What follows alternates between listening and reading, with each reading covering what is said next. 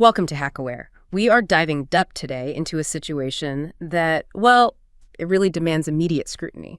We're focusing on financial security in Sri Lanka. Yeah. Because when we look at these emerging investment schemes, the real work isn't just, identifying the brand. It's about identifying the architecture underneath it all. Yeah, exactly. Our mission today is to cut right through the branding. We're analyzing a new scheme by comparing its structure, its claims, its internal logic, directly against confirmed large-scale scams. Schemes that have already devastated people in the region. Right. We're basically hunting for the structural DNA, the thing that identifies a recurring threat. And to be absolutely clear about who we are investigating, for the purpose of this investigation, we will be referring to the scam impersonating foot, Conan Belding, as the FCB investment scam. So today the question we're asking is, FCB investment scam, is it the reincarnation of the TM scam in Sri Lanka? Okay, let's unpack this. We need to establish the pattern we've observed at HackAware.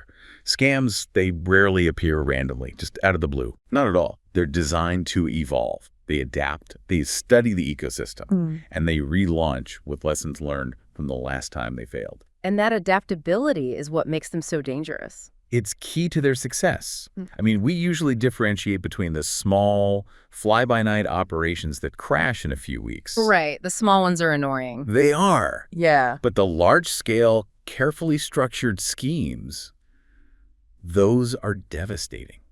They're designed to run for months, sometimes even years. And they feel safe for just long enough to convince people to pull in their life savings. Or get their entire family to join. Exactly. And we know this pattern all too well in the Sri Lankan context. HackAware has already identified two of these significant large-scale scams that fit this dangerous long-tail pattern. Yeah, we have. There was the MaxApp Media scheme and, of course, the TM or Triumph Media scheme. And the TM scheme is really our precedent here. It ran for several months, it grew aggressively, secured a huge number of participants, and crucially, it secured their trust. Before it all came crashing down. Collapsed suddenly in mid-December 2025. And that created this immediate vacuum, a mass of victims, still with some capital, looking for the next thing. And this is where the timing of the next platform becomes our primary flashing red flag. It really is. Here's where it gets really interesting and, well, frankly, alarming.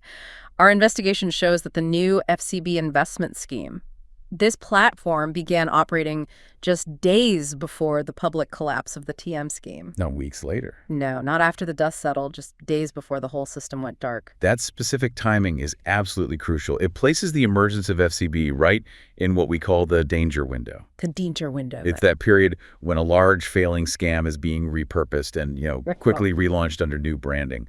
The goal is simple: capture the momentum, migrate the users before they even realize the last one is gone for good. But hold on, if it's the same scammers, wouldn't the users who just lost everything in TM, wouldn't they instantly recognize the new structure and just avoid it? That seems like a massive risk. It sounds like a risk, but it's a calculated one. And the success rate is disturbingly high.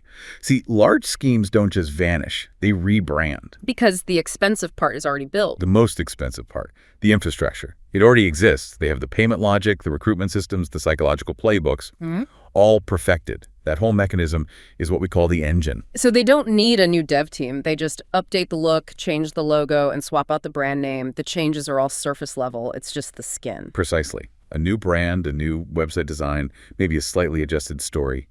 The engine, the infrastructure, it stays identical.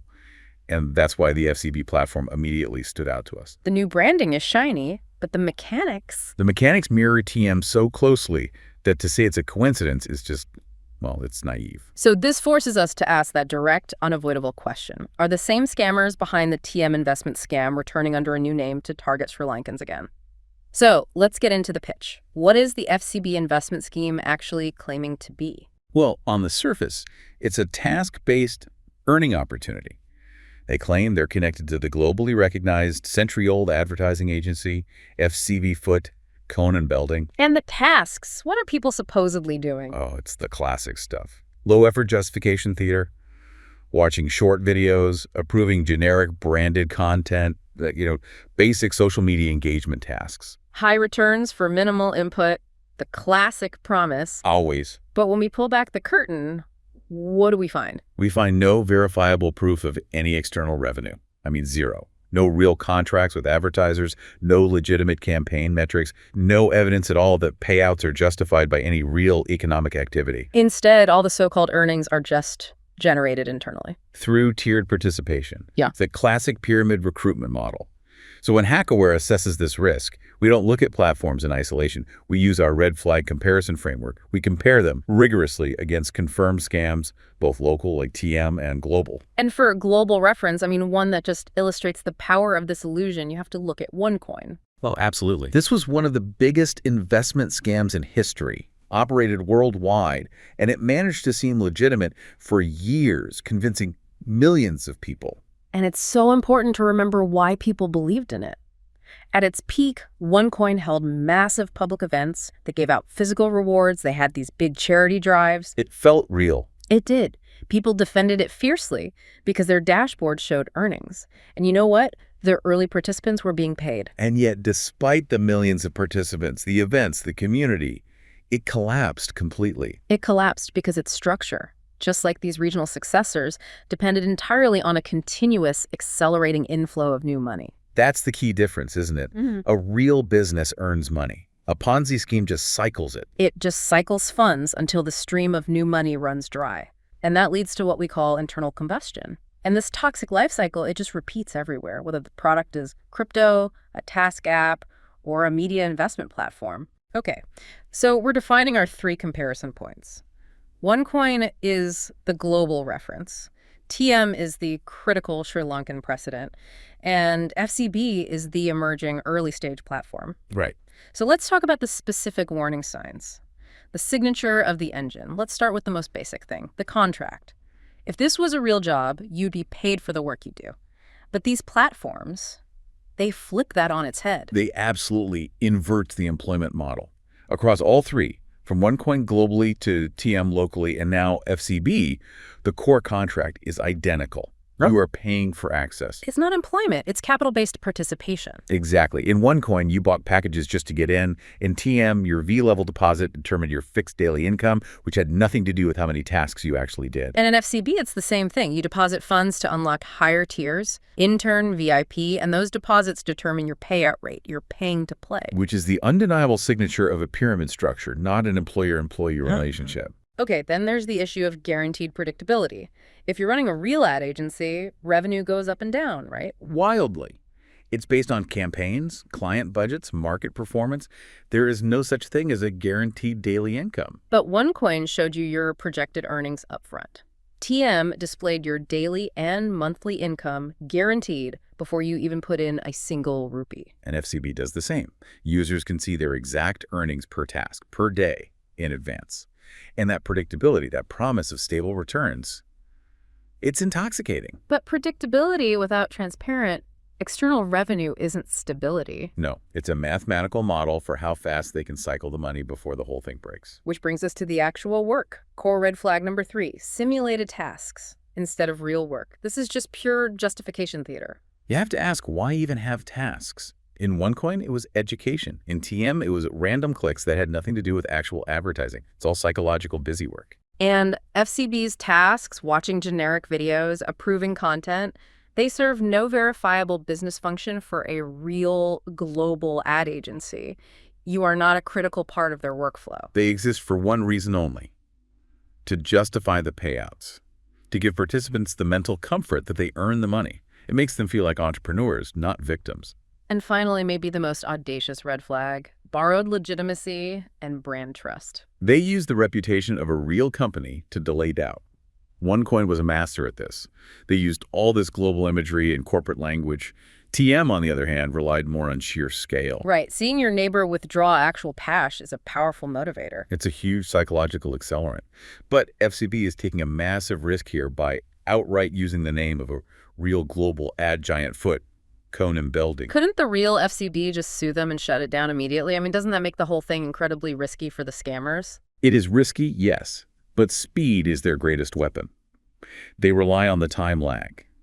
The time it takes for a huge multinational company to notice, investigate, and then act legally in one specific region. So by the time the real company is ready to sue, the scam has run its course, they've extracted the capital, And they've already rebranded. They're essentially just renting credibility for that critical high-growth period. So borrowed legitimacy delays doubt, but it absolutely does not remove the risk. And we have to come back to the timeline. Yeah. TM collapses mid-December 2025. FCB appears just days before that public failure. That timing. It's the clearest signal that the mechanism is being reused. A replacement platform has to emerge before the public failure, not after. Right. It allows the operators to quietly shift the network's momentum. They recapture funds from users who are already bought into the system's logic. It just significantly strengthens the possibility that it's the same operators, or at the very least the same underlying scam infrastructure. It's just a new facade. But okay, if FCB is so dangerous, why is its current profile so low? We don't see major communities, no big public events, no charity projects, no long-term payout history yet. That low profile isn't a sign of safety. It's the signature of early-stage positioning. Okay. Large scams don't start large. They grow deliberately. And this is that foundational phase where they're consolidating the first pool of initial capital. And based on the history of OneCoin and TM, we can pretty much predict what comes next for FCB. You can map it out. You'll start seeing rapid, aggressive community formation, then in-person meetings, the appointment of local leaders. Yeah, look out for the highly visible public good activities. A donation here, a small project there. It's all designed purely to build external trust. Then comes the pressure to upgrade. Increase pressure across all tiers to upgrade your deposit. Yeah. And then the beginning of the end, withdrawal restrictions. And they'll be carefully framed as, system maintenance or policy updates. Every single one of those actions is a scale mechanism. It's designed to bring in more money. None of them are sustainability mechanisms. None are designed to pay out real earned revenue. So what does this all mean for you, the listener? This isn't a declaration of collapse. It is an early structural warning. We're delivering it while there is still time to act. FCB is showing the same mechanics as TM, the same core logic as OneCoin, and it's following the exact same risk trajectory we've seen globally in these structures. Waiting for absolute, irrefutable proof of collapse. Well, that only guarantees more victims. More people will enter the system and lose their funds before the inevitable happens. You have to use these questions for your own self-assessment. Right now. If you were being asked to deposit money just to unlock tasks, if you have to upgrade your tier to earn more or to withdraw, if you have to recruit others to increase your income, you are dealing with a Ponzi-style mechanism. And if you are trusting on-screen balances that you can't freely withdraw instead of real bankable payments from an external verifiable client, you are not witnessing financial innovation. You are witnessing a familiar structure returning under a new name, ready to repeat the exact same cycle of damage and disillusionment. Remember this. Large scams rarely announce themselves loudly. They return quietly, especially after the last one falls. Thank you for joining us for this crucial deep dive. Stay sharp, stay safe, stay hack-aware.